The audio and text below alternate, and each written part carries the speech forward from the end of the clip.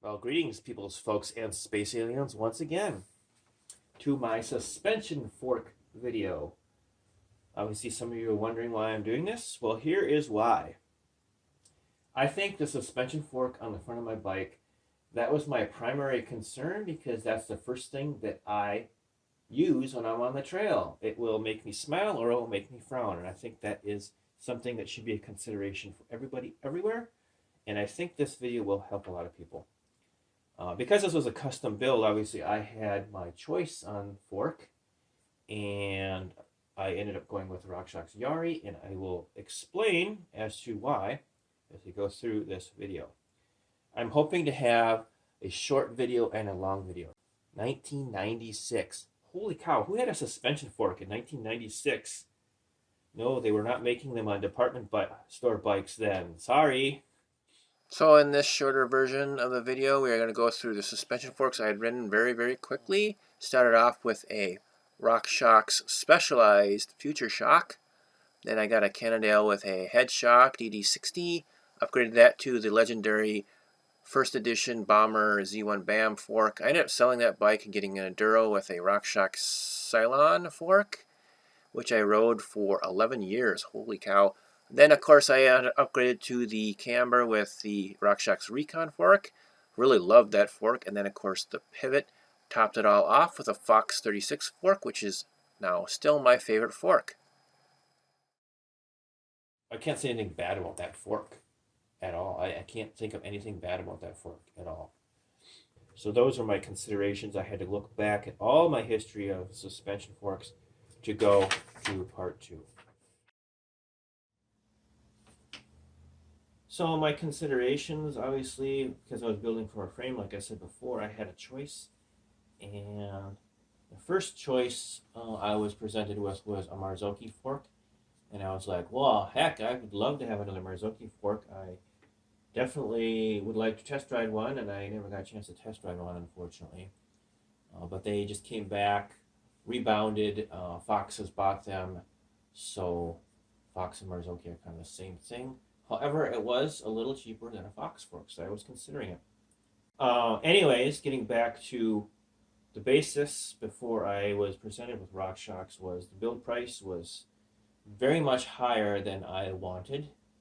And I thought to myself, can we make it cheaper? Oh, we'll change the fork and a few other things, and they did, and it ended up being right on the money, and that was a Shox fork. So I started looking at Shox.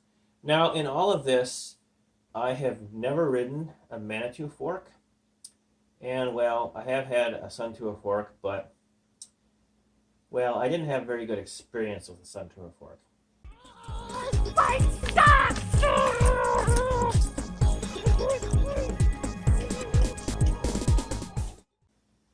As you can see in that silly video, dampening a rebound on a cheap fork, I still amazed myself that I was able to do that, but that was a very cheap Sun Tour fork.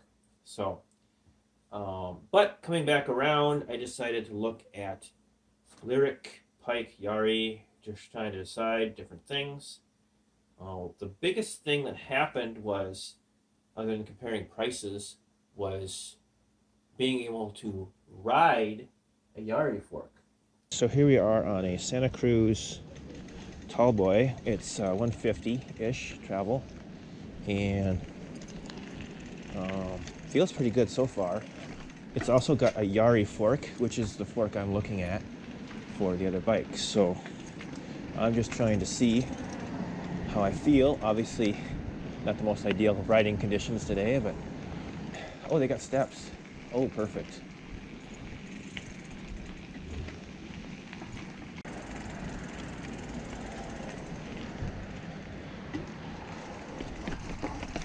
Very smooth. Oh my gosh. I don't know if I dare go up the steps.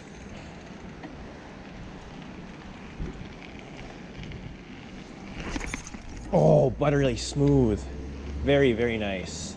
So this front fork is actually pretty sweet. It feels like a budget-minded Fox. This is the stiffest, so we'll see how that goes.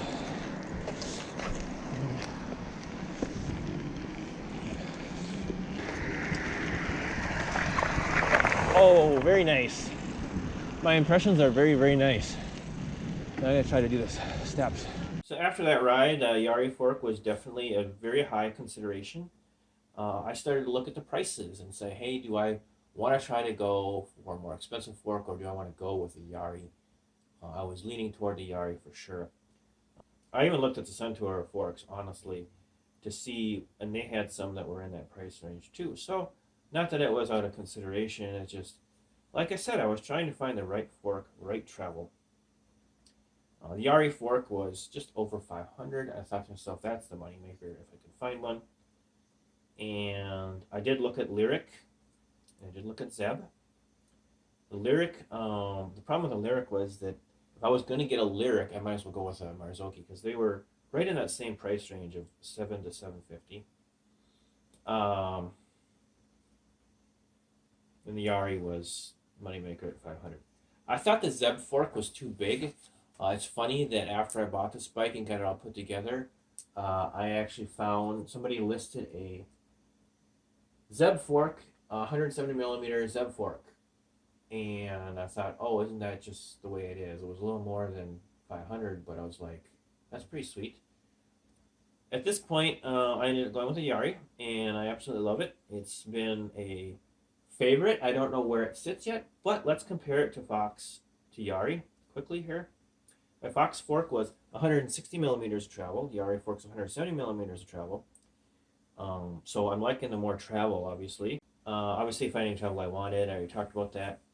The performance, they're pretty neck and neck. I think the overall feel and performance of this fork compared to the Fox fork is they're very, very similar. I haven't had it off-road too much, but I will bounce back and rebound, no pun intended, and come back and say, hey, this is what I really think about this fork compared to the Fox fork, because I rode the Fox fork for 3 years. The biggest thing too was the sitting travel, the sag, getting that set up, and I changed a few things. I've broken a few rules. I have it set up at, they have the sag right here. I have it set up at just past 20% sag, and I have the air pressure higher than I probably should, but it's lower than what was in the Fox fork. So I'm experiencing that with the rear shock too. I usually had 85 on my 36, and I have 70, just barely 70 in this fork right now. And I really like the way that feels. Ended up putting in some tokens. I think there's 3 tokens in here. I might take one of the tokens out at some point in time and try it with 2 tokens. But when I was standing on the bike, upright, the sag is actually, that's where it gets close to 30%. You got your compression over here. It's a little bit less than Fox. And then down here you've got your rebound clicker. And it doesn't have a cap, it's just there. It's a red cap. So pretty similar, I think, to the Fox. And it's kind of nice to be able to transition into a fork that I really like and not really have that much difference. So we're going to see what this is like, but I hope you enjoyed suspension fork drama, because that's kind of what it felt like.